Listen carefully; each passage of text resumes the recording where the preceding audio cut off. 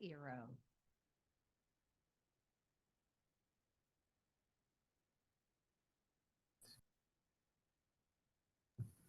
Hello.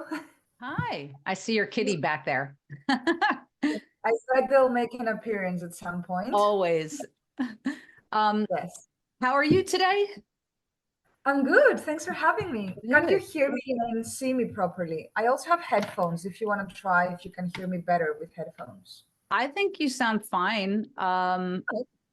It's up to Okay. you if you're more comfortable that way. We didn't actually start recording the show yet. I mean, it's recording, but I always cut the beginning off and the end off. I wanted to ask you really quick to help me make sure that I'm again pronouncing the name right and also the title. So Tsarmpopoulou-Fokianou. Okay, That's, I think, very, very as close as you're going to get. as It's close as I'm fine. gonna get. Thank you. I appreciate that. I think you said the exact same thing last time. It's a As hard long as I'm not name. butchering it too bad. It's a hard name. Yeah. Yeah. And the title, is it Mhm. Guanches? Yes. Yes. Guanches of the Branches. sea. Okay, Yeah, perfect. that's right. So I'm ready to go if you are, if you want to just go ahead and jump right in. Yeah, sure. I mean, my cats might make an appearance at some point. I hope that's fine. They I might like think it would be upsetting if they didn't. I can't tell you, at least one out of every 3 people that I record, there's a cat that jumps up and makes an appearance. So it would be perfect if he did. As So, far as they're concerned, I'm living in their house, so well, yeah, of course. And you are. yeah, rent free. Yeah, exactly. Okay. Okay, go ahead. All right. Welcome to another episode of the Rising Lioness. Today, I have the pleasure of speaking with Iro Tsarmpopoulou-Fokianou, the creator of Guanches of the Sea, a 3-part oceanic conservation docuseries and a Darwin 200 project. Darwin 200 is a planetary conservation initiative that aims to nurture the conservation leaders of tomorrow, transform the world into the most exciting classroom, and engage in citizen science research. Iro is a social anthropologist, and a passionate conservation enthusiast. She has collaborated with various NGOs such as the Jane Goodall Institute, Sea-Watch Foundation, Sea Shepherd Greece, and Anima. Recently, Iro joined the Darwin 200 Conservation Project as a Darwin leader, where she conducted research and produced Guanches of the Sea, a series about the short-finned pilot whales in Tenerife. Iro hopes to continue conducting research for the benefit of conservation and animal protection, and hopes to one day have a wildlife sanctuary of her own. And unfortunately, filmmaker Lorimer McAndrew couldn't be here with us today as he was called away last minute, but we totally understand and we miss you and we thank you for your work.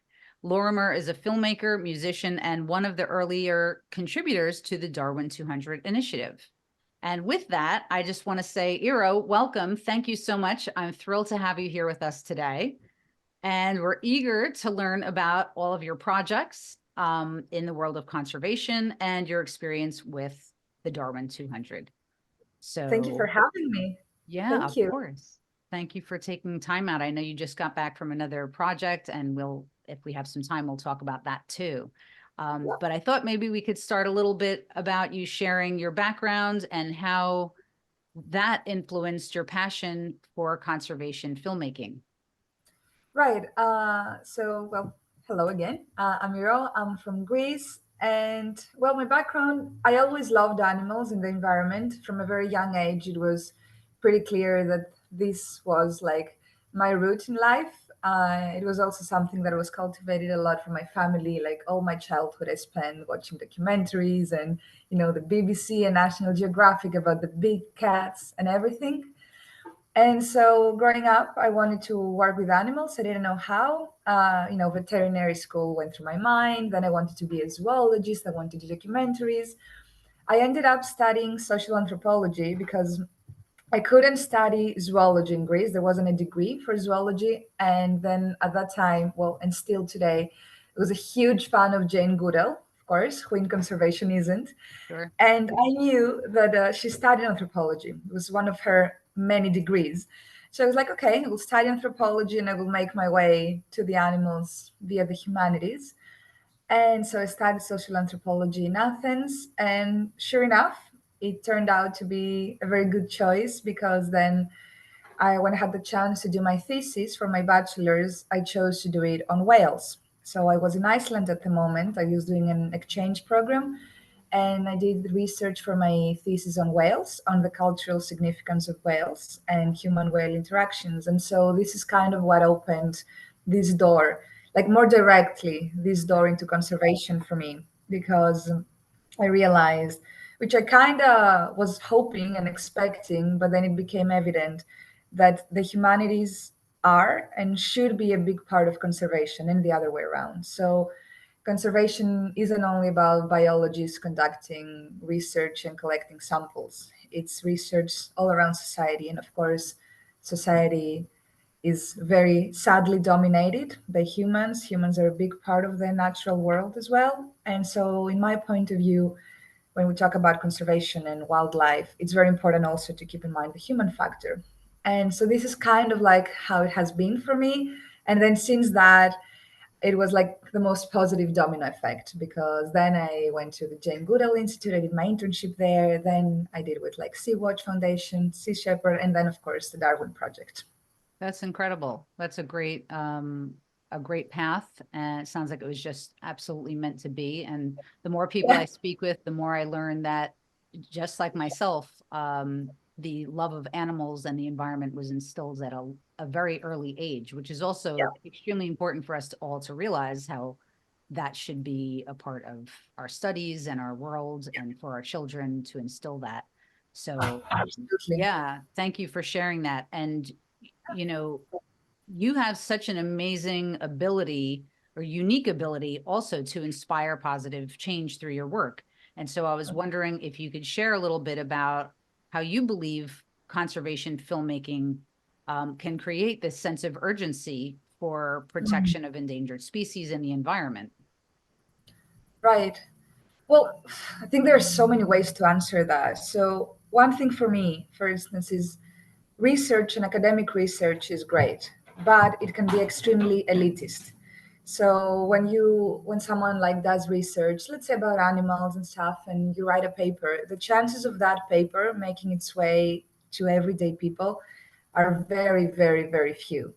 Yeah. And so I think in academia and in conservation as well, we tend to have our own bubble of people that speak around lingo and around, scientific vocabulary. And it's great, but it's not enough. And I think this is the power of filmmaking in the sense that it can get into everybody's house. And if you manage and have the ability to make it appealing and to make it cool and to make it interesting, can get the chance of getting everyone hooked. And it doesn't matter, in my opinion, if by the end they know all the facts about the pilot whales. What matters is they kind of care a bit more. Yeah. And I know it works for me. Like I watched documentaries a lot as a kid. Like I remember my dad used to get the newspaper every Saturday, and at the time they used to have like this series of BBC documentaries with a newspaper, and I was so fascinated by it. And it like those documentaries managed to instill in me that passion. So I never thought. I mean, as a kid, I wanted to do documentaries. Then at some point, it kind of like got lost. So when had the chance to do it, I was like, okay, this is it. Now I get like the chance to hopefully like transmit to someone how cool this is, right? How excited I am about this. That's awesome. It's so cool. And you can absolutely feel and see and experience your passion through just this conversation. Frankly, it comes right out of you, which I love. I think that's so great. So obviously it comes forth and comes out in your work, which is what gravitated me to. I saw a clip of your docuseries. I don't remember if it was passing through YouTube or if it was on LinkedIn. I'm not sure, but it immediately grabbed me. And there's many on Darwin 200, and there's many that are wonderful. They all are. They're all important. But your passion, it exudes off the screen and it comes right out. So I really hope that others will, go to your documentary series. Guanches of the Sea. And also through that, we'll ultimately, I'm sure, check out a lot of the other projects on the Darwin 200, because I know that's what I did. So that was the impetus for me reaching out to you and asking you to come on, because I just think it's so important for everyone, and for young people, and for anybody who's got a passion for animals, so that we could kind of, inspire others, which is the point of your work, which is really, great. And you get into everybody's house with this kind of stuff. So yeah, it's great. And it's funny because your cats you were asking earlier before we started recording, I wonder if my cats will make an appearance. And I was like, well, most of the cats that live in the homes of my guests do make an appearance. So yours is creating some shenanigans back there. I don't know if you, yeah. They were sleeping all day, and the minute I need to start recording, they decide it's the time to chase each other around the house. Of course they did. They're like high-fiving each other with their little paws in the background. Oh my goodness. So, well, next question. The Guanches of the Sea, it does shed light on the devastating impact, obviously, that humans are having. And for this specifically, has to do with the pilot whale and their environment. So I was wondering if first you could share a little bit about what does Guanches mean, and then also and the the significance of it in the title that you've chosen, and then maybe talk a little bit about what you witnessed firsthand on location while you were doing this project and while you were writing about it and then filming about it, the impact that the humans are actually having on the pilot whale. Right. So the title is very anthropological of me. So Guanches of the Sea. Guanches was the native tribe that used to live in Tenerife before the Spanish got there. So it was a native group. I mean, there were many around the Canary Islands, but Guanches were the ones specific to Tenerife. So I had this idea in my mind that I wanted to be something when we research culturally specific, right? Because of course, anthropology. And then actually in one of our interviews, Virginia Delgado, who is like the director of one of the NGOs there, Rumbo Sidai, I was asking her about like, why are the pilot whales important stuff? And she told me exactly what I was hoping to hear from someone, that these animals are the Guanches of the sea. They are the native habitats of this land. They were here before we came here, and hopefully they will continue to be here. So the minute she said that, I was like, okay, this is a title, because this is exactly what I was hoping to be able to transmit, that these are the native people. I mean, we are in their land, or well, in their ocean, to be more precise. Yeah. So this is what the title means. The indigenous community of Tenerife are the pilot whales. And so, yes, our research was focused in Tenerife, in the Canary Islands, and even more specifically in a specific region of Tenerife in the southwest, which is called the Teno-Rasca Strip, because it's, well, a strip between the points Teno and Rasca. And so, well, Tenerife has a fascinating environment overall. I mean, this constellation of islands, because they're volcanic, they have amazing nature. And in this strip alone, we have 400 residents. Sorry, my cat. We have 400 pilot whales that form a resident species. And this is very rare for whales because they tend to be migratory species. But in Tenerife, we have these 400 animals. And in Tenerife alone, we can see 1/3 of the world's cetaceans pass by. That means of all the species, 1/3 passes through Tenerife. That's and incredible. It is, yeah. And this is not counting like turtles and not counting like seabirds and other animals. Wow. It's only cetacean. So yes, so in terms of biodiversity, this is an extremely important place of the world. And for that reason, it's also been awarded a lot of times. It has been recognized for its value and so on. Yeah, it sounds like a major hub for the ocean. Yeah. It's a biodiversity hotspot. It's extremely important. The thing is, this does not reflect on the protection of this area. So even though you have this area that everyone speaks of its high value, and it's under Natura 2000 and under Mission Blue protected status, and it's the first European whale heritage site, which is major title. You go there and the reality is not what you expect. So as we also show in the documentary, you have a massive increase in tourism. Of course, this is an island that depends on tourism, and even more so marine tourism. So you have ferries connecting the islands, you have kayaks and jet skis and diving boats and everything, all sorts of touristic activities in a marine protected area. Plus, you have the fishing and the overfishing. You have two fishing farms inside the marine protected area. Plus, all the normal issues like global warming and the sewage system and pollution and all that. We didn't even touch that. We Right. didn't even touch like the warming of the sea and the fishing and the pollution. We only focused on marine traffic because it was so evident that you could just not ignore it. Right. And so, for anyone that doesn't know, to kind of explain why marine traffic is a big issue, whales are acoustic animals, or all cetaceans are, which means that we perceive our world through our eyes, most of us at least. Whales perceive it through their ears. They live in a world of sound. So, sound is how they speak to each other, how they communicate, how they navigate the ocean, how they hunt. And what happens when you have a lot of marine traffic is that you have a lot of noise. It's like someone banging a drum next to our ear all the time. Yeah. And when you have all that sound in areas where it's supposed to be quiet, it affects the animals in many ways. So many times they get disoriented, they lose their families, their ability to hunt gets compromised, and in most drastic and tragic events, they can get stranded. And you can have this, especially with pilot whales, it's kind of like a very shocking image. You will see them like stranded in the beach altogether. So you can have like Oh, 30 animals stranded. the- And sometimes, not always, but sometimes it also happens because of noise pollution. right. So this is one of the many issues that we focused on, marine traffic and how it affects them. Did you witness that while you were there, the like stranding of the Oh whale? God, thankfully not.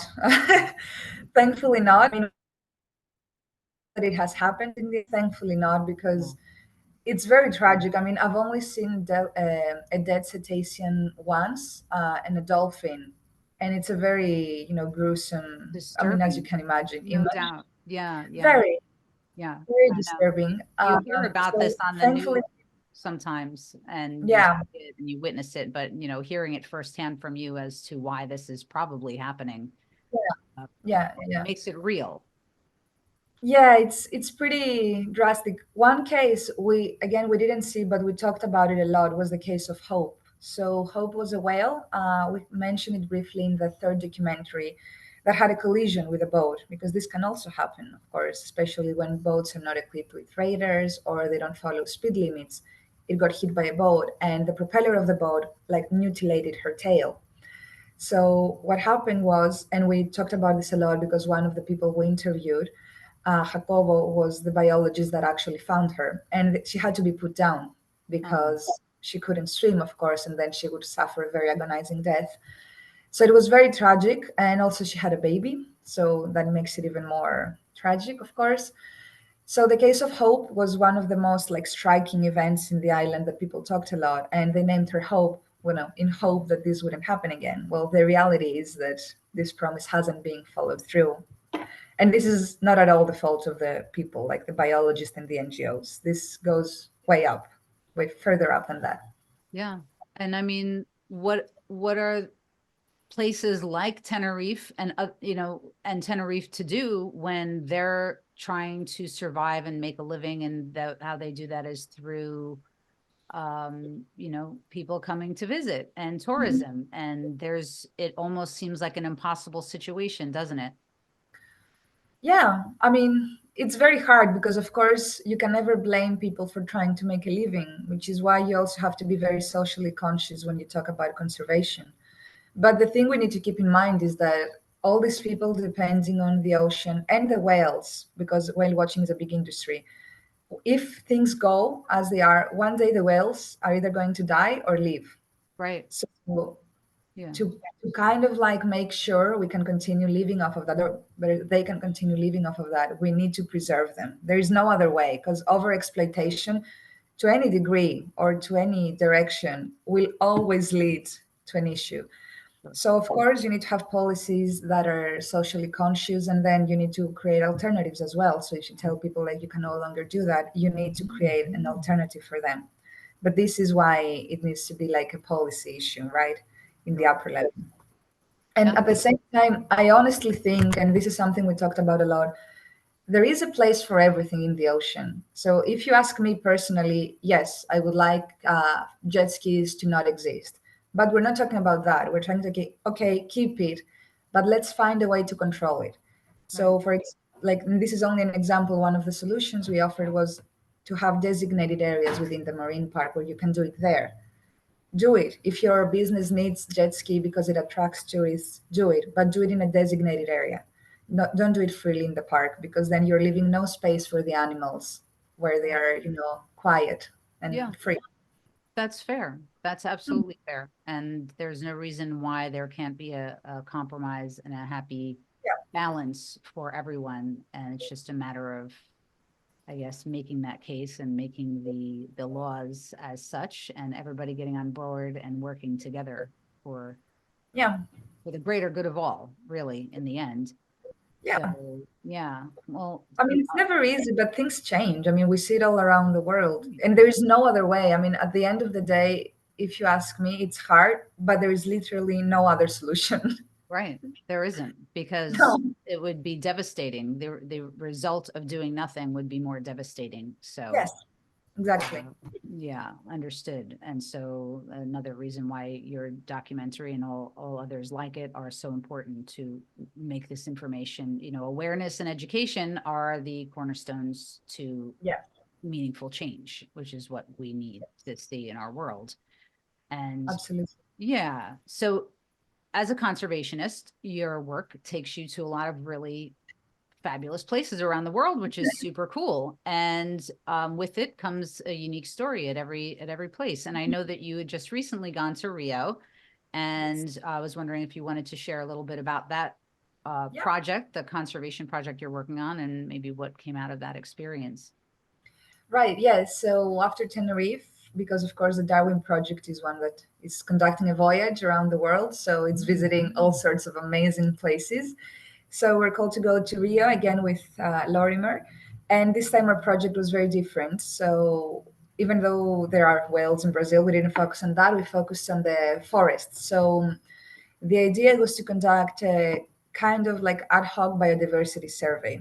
The idea was that while the other research project were taking place, there was also a very big tree planting initiative. So Darwin 200 collaborated with a local NGO, which is called the Golden Lion Tamarin Association. They work with golden lion tamarins, which is a very small monkey. Ah, And what they do is they try to purchase areas of land that are like degraded agricultural lands, and then they're trying to create forest patches. So what we did with them was a big tree planting project, creating a forest corridor between forest patches, in that way to help the monkeys hopefully move back to the area that they have now been forced to abandon. So this was going on, and the idea was to do a documentary about biodiversity. We were comparing biodiversity levels in different types of forests. So secondary forest, this is forest that was degraded and has regenerated naturally, and then replanted areas, and then severely degraded agricultural lands. And the idea of that, it might seem very obvious, but it kind of is, but that's also important. So how in these different lands biodiversity drops drastically and severely. So, in order to do that, we were out in these different types of forests, we were conducting interviews, and we were counting biodiversity. But because none of us is a biologist in this group, we did that by focusing on birds. So, we had with us the pleasure of having Grant Terrell, which is an ornithologist for the Darwin 200 program, and Merlin Halsenboom, who is also another researcher. And they were helping us with this. And so, by identifying and counting bird types in these different types of forests, we're trying to use them as an indicator of how well the forest is doing. So, because the species of birds vary drastically from area to area and from type of forest, you can use them as an indicator of how the forest is doing. So, if you're seeing these bigger birds or these younger birds, and so this was kind of the idea, to show how this forest has been affected by human activity, how well the regenerated forest is on its way to be a healthy forest again, and in a way to also show the importance of tree planting, right? hmm, Because we also wanted to showcase that and support the other initiative of the forest corridor. that's wonderful. That's really great. Yeah, And it was fun. how long did you spend there doing that? We spent week and a half. Okay. Yeah. week and a half. So will you, besides the research, will anyone from your team, or will there be teams that go there and help to continue that work? Or is it just kind of like a short-term research that you do? Well, this research that we did there was done, and the tree planting. So while we were there, we planted 2,500 trees, Oh, wow. seedlings. Wow. And the idea is that now that the association has purchased this land, it will be an ongoing process, of course, because you don't plant all the trees at once. So it was kind of like a push start, Got it. and and we did that, and we did the project. The film isn't out yet; we're still working on it, and yeah, hopefully they will. I mean, not hopefully. I know the association will continue the great work they're doing because Yeah. they're really, really doing very good stuff. That's incredible and super hopeful and really Yeah, encouraging. I love that. That's great. It's not just, we're not just talking about documentaries happening here. We're talking about, yeah, the actual good work that's being done. yeah, yeah, yeah. Yeah, that's And so it's fabulous. nice to work with NGOs. And so this was one of the things I also liked a lot in this program because we did it in Tenerife and now we did it again in Rio. You go and you collaborate with the people that have already laid the foundation and work there. And so the idea, which I really love, is that you help them and they help you. So of course they give you all the information that they have, and at the same time you hope to support their work and give them some visibility because at the end of the day we went to Tenerife and we left, but they're still there and Right. they have been there for so many years, like fighting the good fight and trying for the whales. Same in Rio, like this association has been doing that for decades with the golden lion tamarins. So it needs to be like a collaborative effort and hopefully create a network around the world where everyone helps each other, not just, segregated work here and segregated work there. Yeah, that's extremely important. We're supposed to all be doing this as a united front for again, I'm going to say the greater good of all. And if I think we all did that and, um, humans and their egos, they can get in the way. And if we all put them aside and just work from, a heart-led place, Yeah. we would get so much more done. That's really great. And it, kind of what you're talking about here with all of this gets to my next question, which was going to be about the Darwin 200. And if you can share with us a little bit more about its significance Mhm. and significance in what it does and what it's meant to do, as well as, its significance for you personally. Right. It's a great project. So, Darwin 200 is a global conservation project. The idea, and well, the title comes from that as well, is on a ship, a tall ship, it's Dutch, called the Oosterschelde. We are retracing the route Darwin did. So, Darwin had a 5 year trip on the Beagle that led like to him collecting all the samples for his research, which then led to his major theories of evolution from a common ancestor and natural selection. So the idea of this program is to retrace this route and then make 32 stops in places where Darwin stopped as well. In every stop, there are young people, all under 30, that come from all around the world for 1 week. And each of them chooses an animal or plant that Darwin took notice in. And then they have to, well, research it and analyze how the condition for that animal or plant has changed from the past to now. What is the current situation? So the threats and also the actions that are being taken to preserve it. And of course, which is the most important, leave something behind, like a proposition for what can be done better.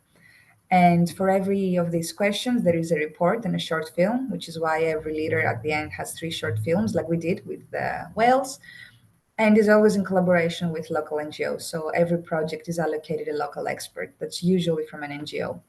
So this is kind of like how the project is structured. For me, it was awesome, and it was actually the perfect example of how network works because this was brought to my attention by the director of the Jane Goodall Institute in Belgium, where I was doing my internship.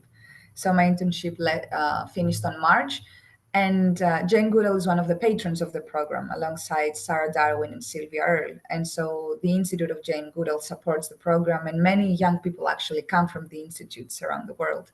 And she told me like, "Hey, look at this program. I think you would love it." And then the minute I saw it, like I applied in a heartbeat because I was Wow. like, this is ideal because you get to go to places where you wouldn't easily get the chance to. You get to do like good work and research and documentaries.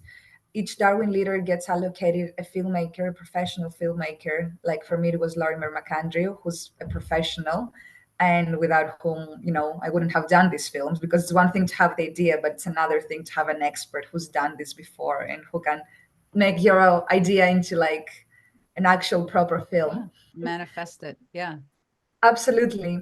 And so I think there are so many things that are important about the program. Well, the obvious one is the conservation work that's being done, right? So by the end of this 2-year voyage, you will have 200 different conservation projects around the world, and hopefully actions being taken for each one of these like research areas.